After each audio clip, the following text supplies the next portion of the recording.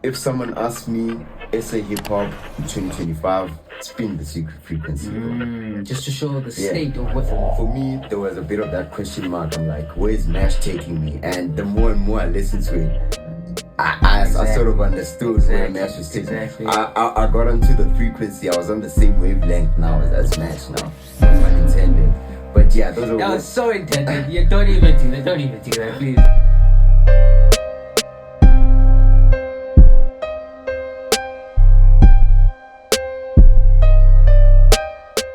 The weather might be cold, but the music is keeping us very, very warm. Mashbeatz has provided us with another project, the Secret Frequency. It's true.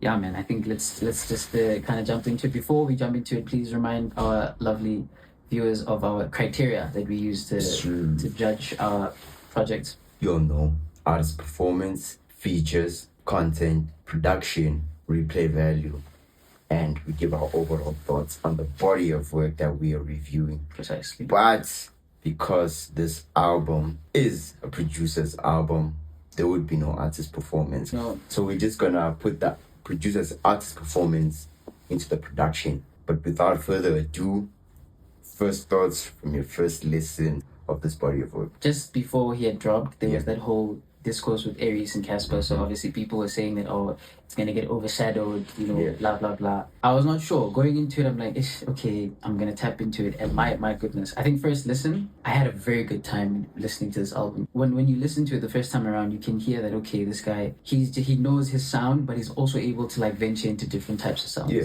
And I think that was the first thing that I just noticed from just the first listen. And then I listened to it a couple of times afterwards. And again, I just had a very lovely time. Even you and I, we had a little listening session just before we shot now. And Yes, sir. I'm going to have a really good time reviewing this album because I just feel like I had a really good time. How about you? For me, I don't know. First listen, I was just playing the album like, what is Mash on, bro? What is Mash on? Really? There were a lot of different artists, different soundscapes that he tapped into. I've never heard Mash do this type of production. It was innovative, but at the same time, I'm like, where is this headed to, bro? Where is this headed to? There were some bobs, there were some tracks that I enjoyed, but I'm like, as an album, as a body of work, I still need to digest it. I still need to let it sit with me. For me, there was a bit of that question mark. I'm like, where is Mash taking me? And the more and more I listen to it, I sort of understood where Mash was taking me. I got onto the frequency. I was on the same wavelength now as Mash now. No pun intended.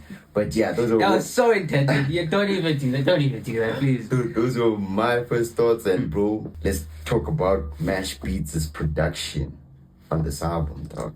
This already, I'm going to say, is the utmost highlight of this entire project. Yeah, facts. Obviously, this is a producer's album, so obviously that's going to be the main crux in terms of like, you know, that's the main thing that we're going to judge you off of. Then it's probably going to be who you collaborate with. And I think in terms of how it sounded, honestly, so crisp, so just absolutely wonderfully sounding. He made sure that he was very intentional with how he was able to kind of just like, tap into the different sounds, as you said, like, tap into different sounds and kind of, again, venturing into different sounds. It can be a bit dicey. It can work, and sometimes it might not. I think this was an expansion of his soundscape, bro. Usually we know Mash trap beats, creating that trap vibe when you're listening to him. Precisely, yeah. He was more innovative. He tried to add a lot of different sounds into it. I had Mugwanti there with touchline on the bonus track on What You Mean, the Dobeta sample. Also, the use of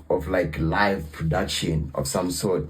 I think on Last Bullet, he used live percussion for the drums. It made it feel like an open mic performance where like two of the best lyricists are just on stage with a band behind and they're just spitting, bro. Touching on that song specifically, there's those certain songs that just sound very, I don't know if the word I would use is a bit cinematic in the sense that it just sound very rich, bro. Exactly. I was about to say very grandiose, very expensive type of sounding. It was the way that he was able to kind of use the interpolation of the piano. He uses the piano quite a lot in this project as well, and just the way that he was able to fit that. Again, touching on the Mugwanti, he was able to add that as well with the artists that he featured on those songs specifically, which we'll touch on, and be able to do it in such a way that makes you feel like, is this his first time? You wouldn't think that this is kind of like his first time going about it, actually. When you're known for being a specific producer who makes a specific kind of music, it's very easy for you to just do that and that be that. It just goes to show you the talent that Mashbeatz possesses, bro. As like one of the best producers we have in the country right now. I think you did say like before, like off camera, the fact that he's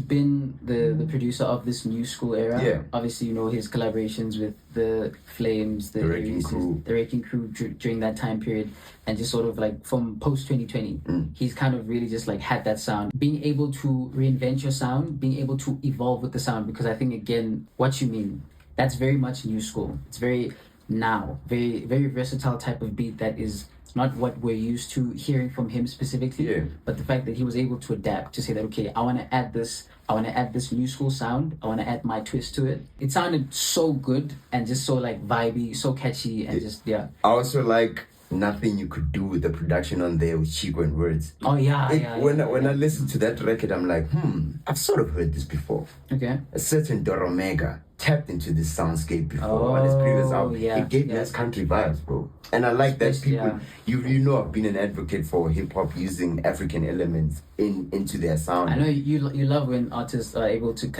effectively use the lock drum into their sounds, because anyone can just put a lock drum and but if you're able to use it in a way that's effective to enhance the sound, to kind of add what you are doing and just add a layer on top of that just to make it a bit more complete. I think he kind of did that as well. I love it because the percussion just gave it that African texture with the use of the shakers. Those are sounds that you hear in Amapiano, but Mash being able to use that in hip hop, in this melodic rap song to give it that mellow vibe. Also the electric guitar, the country style electric guitar. That's something that you heard on Everest by AKA. Oh, yeah. I like that.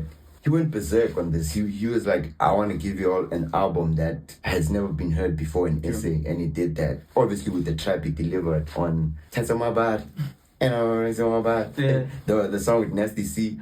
All the songs with Uzi, they were hard-hitting beats, and that's something that we expect from I Nash. think that's exactly what I was saying, and just a special shout out to BZM? BZM, one of the executive producers, Again, I think the songs that he was a part of as well were probably my highlights, definitely. I'd say the intro and the second last song for me, I think I'd definitely say up there as my highlights. And obviously the song with Pretty Ugly and Stogie. As a whole, I'd say definitely this is a great sounding project. This is a great sounding album. And I think what I like is the fact that the first part was just kind of like, okay, we're having this type of sound here. This is what we're doing. Trappy. And then obviously very trappy, very hip hop based, very just like, you know, new school with a bit of like, you know, his own flavor. And then the middle part kind of just like, let's have it very mellow, melodic, very just like, okay, let me add that dance element, let me add that dance flavor. Then the final part as well, which is, you mentioned great sequencing as well. You did mention that before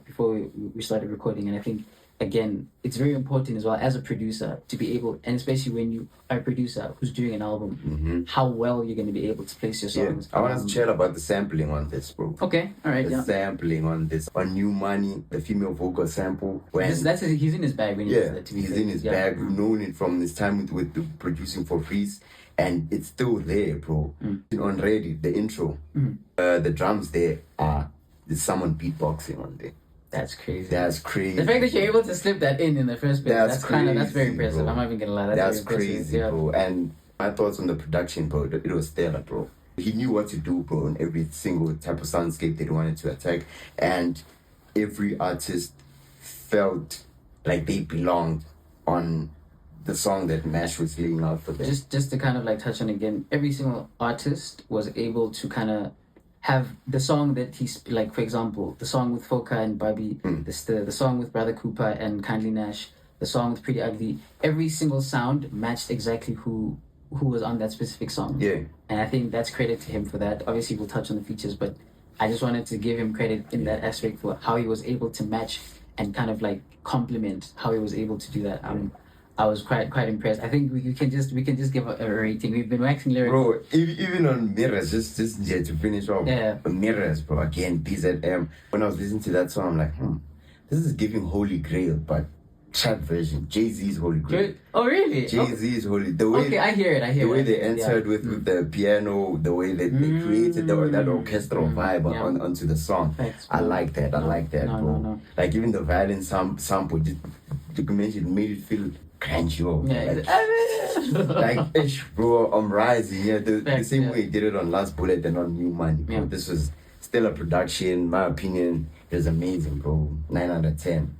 9 out of 10 for production for me, bro. I think I'm gonna match you as well. I think I'm gonna do 9 out of 10. I wouldn't say. I think 10 out of 10. That's just like on and I think there was. I think was it the four freestyle? If I'm not mistaken? Four player freestyle. 4-player freestyle. I'd say probably not. That's the only one that we can say. It sounded great, Yeah. but it wasn't like in comparison to all the other songs. I'd say that was probably the only nitpick that we can really have overall. But I'd say for the most part, exceptional sounding project and production. I'd say 9 out of 10. Hey, bro, it felt like an experience, bro. That's the album, that's I love the word that you used. It felt like an experience. It felt like he's taking us on a journey. He's taking us on this experience, and we are ingesting this, and it just feels, and it's seamless. Anyone who listens to this, I think you'll probably share the same sentiment in the sense that this sounds incredible.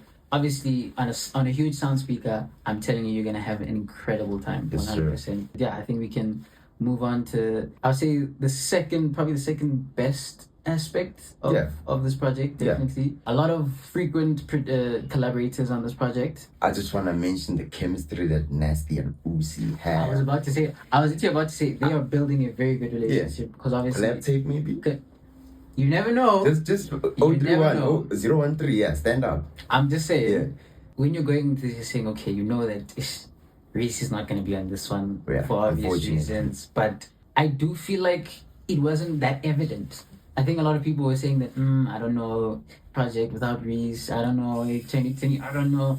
And I just feel like you didn't really miss him like that. The people that he had on this project genuinely did exactly what they needed to do. I think everyone just showed up and they were able to highlight their strengths in possibly the best way possible. I think we can just kind of delve a bit deeper. Obviously, the most frequented feature was Words and Uzi. Yeah. I wanted to ask you, between the two, who would you feel like had the standout like overall performance before we like delve a bit like deeper into it? I think obviously Words, because he had a lot to say, but we're going to touch on that in the content. Sure. I think Words brought a specific energy into this, bro. This is my first time hearing Words perform like this, perform at a place where he understands his place in SA hip hop now. He is certified as one of the best in the game right now. And it's feeling like it's a coming of age moment now. He's in that moment where like, I have to take my place now. I've been known as Wes the Prince, but I want to compete with the likes of the Nasties and the Areses.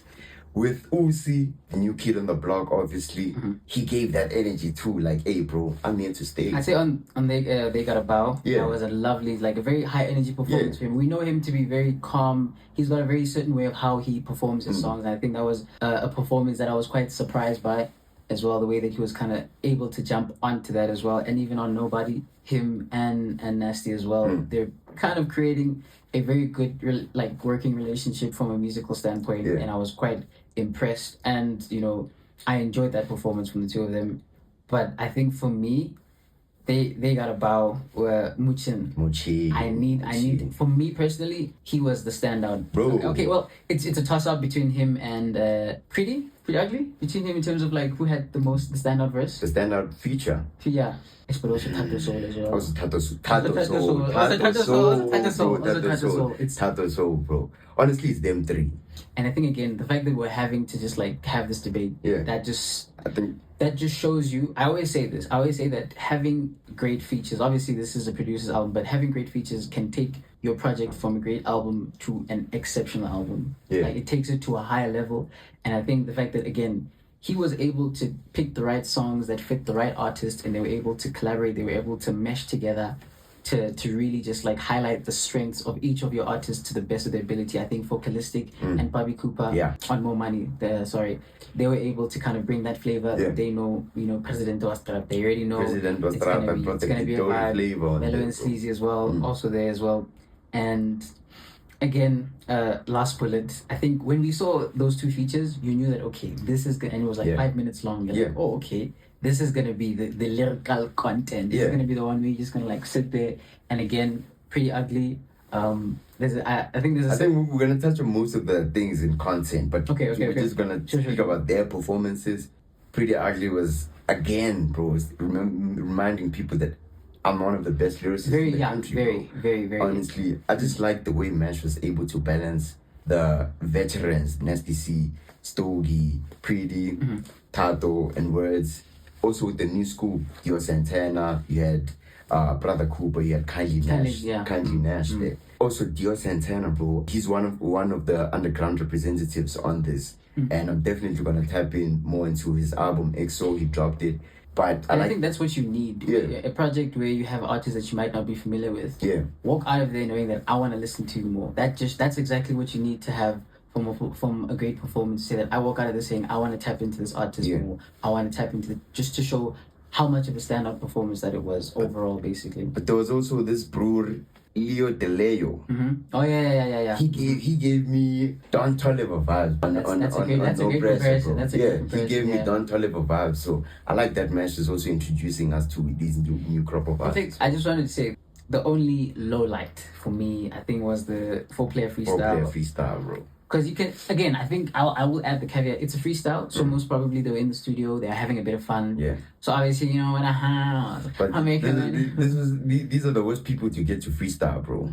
Honestly. Oh, because they're not really. We don't really know. Obviously, Kindly Nash. Nash tried, bro. He did. He pulled this. I'd say, but yeah, Baby Diaz. You know, I don't know. I just feel like again, it did feel. I wouldn't say it felt out of place, but it was just kind of, you know, I don't know, just compared to what everyone else was doing, it just kind of, it was very stark. You can tell that, oh, okay, they were having fun, but I don't know if it fit all the way. I don't think it really landed. So again, I'd say that was, even when we were listening, we did say that, okay, this is probably the one song that we could probably say, I don't know if maybe a different artist who is able to kind of have that ability to like freestyle in that way. Especially Cooper and Nash, bro, on 4-player freestyle, because what they did on track 3, What You Mean. That was a completely different performance. That was them like in their bag as well. Because bro, you had Cooper give us a rhyme scheme, bro. Give us something that you can follow, which is something that I always appreciate from Cooper, because it's not something that he usually does. Usually it's a vibe for him. It's more,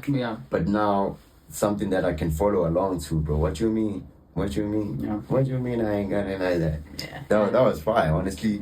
If we're gonna speak about the features, I think these were great features, bro. In my opinion, 100%. Yeah. 8 out of 10. 8 out of 10 features.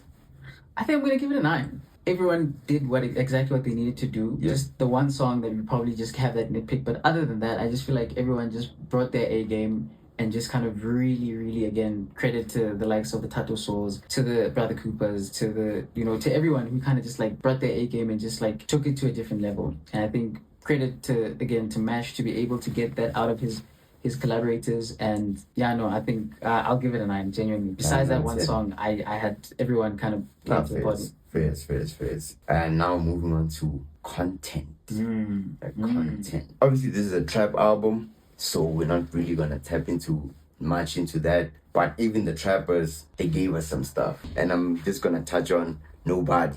Okay. That's a song that gave King, Prince, let's take over the game, bro. Nasty C, he came in with a different energy, bro. That's on my body. That's a hook that I'm gonna repeat. Yeah, it's very catchy. Very catchy hook. But I liked when he said, I'm a Nigerian too, because they came with the white and the green. Them done is a shiny, my boy. I know you got them from Shein. Oh, that was crazy. Also, they had the double entendre with I'm with my Nigerian tweakers. They came with the white and the green. The Nigerian flag. White, green. And they came with the, we shouldn't be mentioning this, but parental guidance. They came with the, probably was mentioning about them being at the spot, then it's Nigerian blue spot. Coke, white, and Zaza, the green. Coke, yeah. Yeah.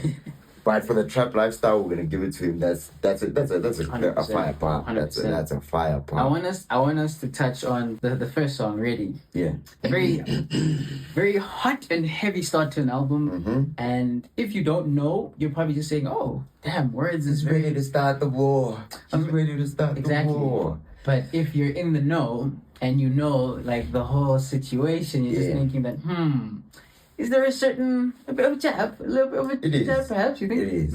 It is, bro. Intentionally so. The fact that it's the first song, I think that was you ain't slick. You ain't slick. We know, bro. We know. Which is, I mean, there's nothing wrong with that. There's nothing wrong. Hip hop is a competitive sport, Exactly. bro. We love But to see this type of things. I like the fact that off the bat you just came in with such this hot energy and you said, "I'm ready for war," and you're just saying that. Oh, okay. I like that. The album is 90% done too.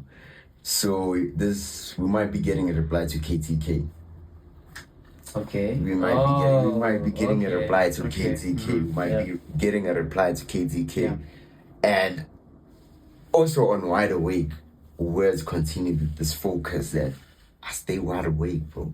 I'm tapped into I'm tapped into whatever's going on. I'm informed. But if we're gonna touch on words, bro, I want us to head to New Money, bro. I want us to head to New Money. Would you say that was his best performance on just like in terms of how he was able to kind of, because obviously he had solid performances throughout, but I feel like that one was the one where you really, I'd say between the intro and probably New Money. Yeah. I feel like there you got that bold conviction, like I'm ready for war. I'm wide awake, bro. We're about to get this New Money, bro. But I think the crux of the content is coming from Pretty Ugly, Muchin, and Type of Soul. So I just wanted to start with Muchin, bro. Okay. The football references, bro. All over. Like I was I remember striker shoot like for a cow, bro. If you know, you know. If you know, If you know, you know. Sorry, like Peter Check, bro. Yeah. If you know, you know, bro. Headbutt like Materazzi. I was, you know what? Again, it's giving, you know, English. You know those English rappers who always just like, you know, UK rap. Like, I'm right at the back like Bella Brin. You know what I'm saying? Like just like basically there was that type. And I think again the fact that he's adding that African flavor to it, I love that. That was so that was a fun time. I think there's those moments where you're listening to your party and you're like, precisely, exactly. Bro. So that for me again, I had a lovely time as you know, as football fans, you know, just like that was a nice touch. But I think obviously if we're gonna talk about content, I think the emotional content in terms of just like we have to touch on Pretty Ugly and Stogie T. Yeah. Their performance, and especially I think in terms of really bringing it to a very emotional, I wouldn't say emotional level, but really just like in terms of if we're talking about content, I'd say Pretty Ugly really brought it. I wouldn't say emotional, but I think he brought it to a conscious level. A conscious level. But obviously when I say emotional, I just mean in the sense of very relatable. You can really just like say, okay, I can tell that he really wanted to give a really top tier performance and make it as personal as possible for him, and just like again in a lovely song as well. That was still very vibey, still very catchy as well. Drop the lyrics, Mash, bro. Drop the lyrics. Yeah, I noticed that. Yeah, no, because we were never rich, but we never what a way to enter into a song. Hey, that was you kind of just had to pause and just be like, oh, okay, interesting. That was just like but go ahead. I think it set the tone for the conversation that Petey was about to have. This verse, the way he used his metaphors, bro, to convey a message, social commentary, bro. That was great. And I think even again, just touching on his personal hardships, talking about, you know, lost friends, that he's like people that he had lost, they're like down the road, his hardships in the game as well. I think obviously there's a certain line that we kind of noted. The horns. What did he say? He was like, they never considered me as a goat before I had horns. And again, I mean, his album Goats. Exactly. I think that was his third album or sophomore album. Goats. Like that was the time when Pretty Ugly cemented himself as like, okay, he's in SA hip hop. He's a prominent figure now. Yeah. But I like the way he touched on the economy of the country and how the conditions aren't great for people in the middle class or in the lower class, and that was tough for him. Very honest. I'd say very, very honest, and in an album that's, you know, for the most part very fun. You don't really think you're gonna get much content from an album like this, especially the first part. You're just very like having a good time, vibey. But I'd say that was like, as you said, like a very like relatable and more personal, like that was very socially conscious. And obviously Stogie T, we know Stogie T. We need the lyrics, man. Yeah, no. There's a couple bro. of lines. That's you can't listen to Stogie T like once. You kind of need to listen to it like 5-4 times. And all in all, I'd say just like from a content point of view, I'd say. Bro, we need to touch on Tato, bro. Okay, no, go ahead. Yeah. Tato so broke down Mash's journey, bro. I didn't catch that. Okay. He broke down Mash's journey, bro. That's what I'm saying, bro. Mash needs to drop the lyrics, bro, honestly, because he touched on, he used Thanks for Nothing, Collect Call, Ambitious, Find the Water, If You Know, You Know, This Is My Religion, Southside with Saudi. We're on, Mash is putting us into a different frequency, the secret frequency, bro. They literally went in chronological order, bro, breaking down Mash's discography and his journey, bro, in the game, bro. That was very clever. That was very clever, bro. Yeah. And for me, with Muchini, contenders for best verse on this album. And Pretty Ugly. Yeah. I agree. I think, again, the ability to bring a heightened level to an album that at face value you're thinking, no, it's just going to be a vibe, going to be a good time. That's the most impressive thing more than anything else. Just to say, damn, what was he on about? I'm going to listen to that again. And I think, again, more than anything else, that's just an impressive feat. And all in all, I'd say for me, just to give it a rating, content overall, I'd say I'd give it, I don't know, a 7, just because obviously it's not that content heavy. Yeah. But where it does, it really highlights, and it's really just like top tier level. So I think even the Trappers, bro, they brought their A game, bro.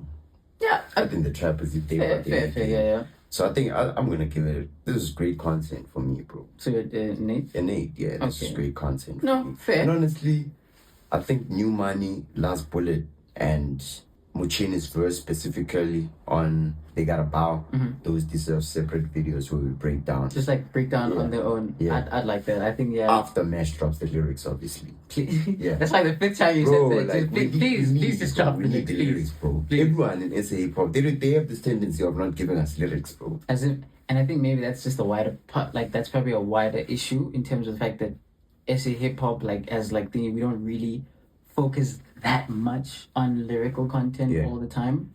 And I think maybe that's a bit of an issue. I don't know. Maybe and it's got to change, bro, honestly. Nah, but yeah, I'd say overall just solid from that point of view. And I think, again, our last category, which is I feel like the one that stands above all, in my opinion, the replay value. Yeah. How are we going to be looking at this 5 years from now, 10 years from now? Initial thoughts for you. I want to just hear from you, just like replay value. What are you thinking?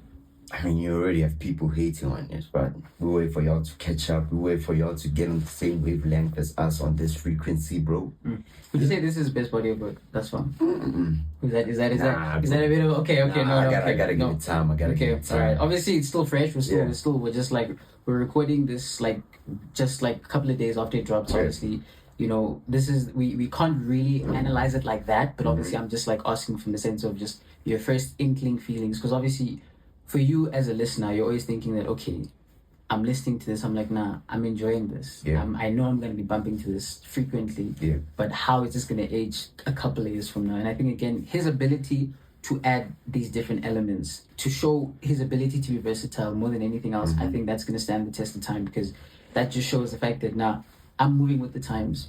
And sometimes music can get a bit dated, because obviously you can use a sound that maybe is hot then, but not too much. But I think the fact that he's able to add so many different sounds that I feel like have been prevalent for the past like 5-6 years now at least. The Yeet sound especially. Exactly. Yeah. And I think he's able to do that. And I do feel like this project as a whole, I think it will age quite well. It will, bro. And honestly, this project will do wonders for the guys in the underground trying to push their sound, bro. Because No Pressure, what you mean, bro, that's something that we haven't heard in SA hip hop. And for Mash to take that role as OG, to bring the guys and to put it on his platform, like as probably one of the most like consistent producers in the game right now, and just to be able to do that again, credit to him for doing that. Give him props for that. You have to, and I think again, I do feel like this is a project that will age very well. This is again cementing him in the upper echelon as probably one of the best like hip hop producers the country's ever had. Like I think I don't even mind saying that. I think I don't even think that's like, you know, me being hyperbolic. Like genuinely, I think after Raf, Magwa, Tweezy, we can add Zuchi and Mash can definitely put themselves in that conversation because they took the mantle, bro. Yeah, they did. They took the mantle, and they ran with it. They ran with it, and they're still carrying on with it, and they're still gonna give us more. But I just wanna mention the fact that replay value for Uzi, the energy that he brought in, him staking his claim. These are the songs that's the aspect. I think Uzi and having the likes of Brother Cooper and Andy Nash, three artists I'd say that are really, really on the come up. Yeah.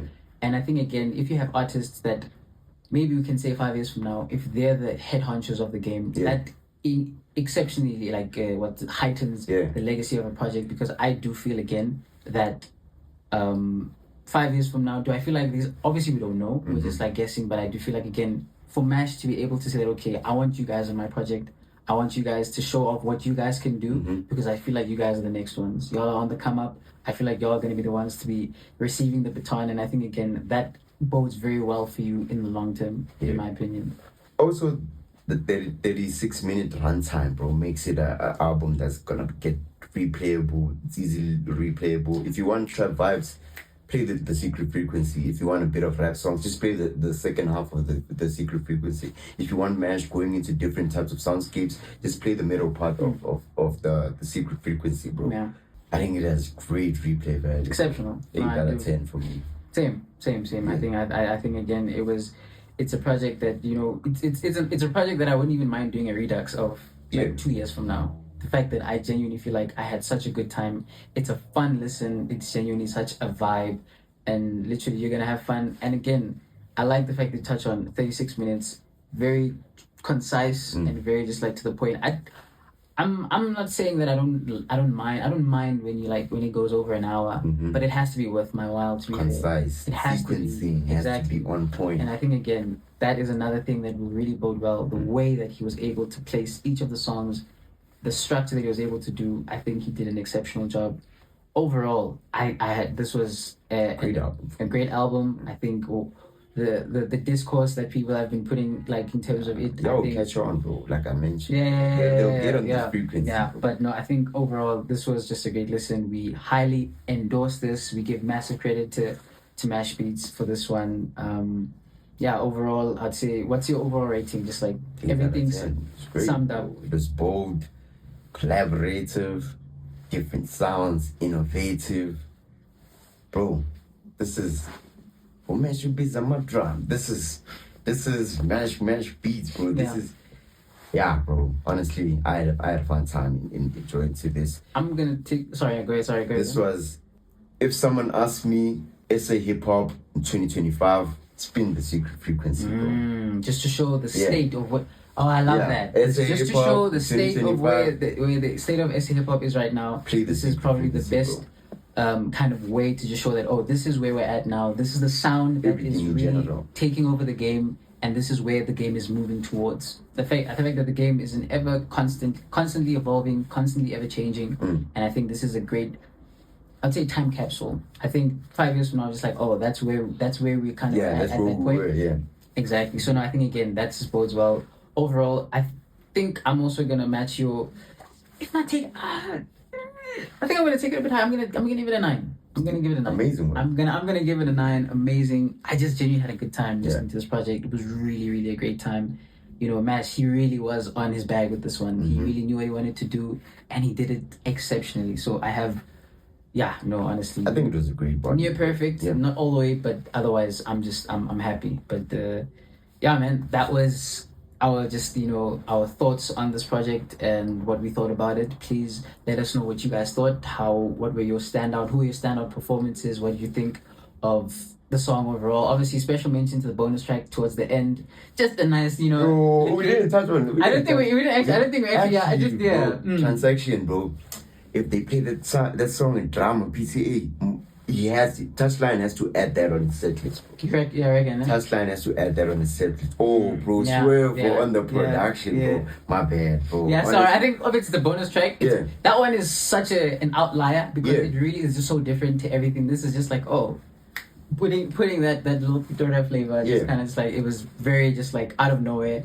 But overall, I'd say, that was, I think, The back end, obviously, I'd say, as I said, it's a bit like, oh, okay. But this is new. But I like that Mash did say Valley. Bonus track. Yeah. But overall, please let us know what you guys think of the entire project. Let us know what other projects you want us to do. We've got a lot of great content coming your way. But yeah, this was just our little summarization. But yeah, from Mo and VJ here at Tuned In Music. Stay tuned in.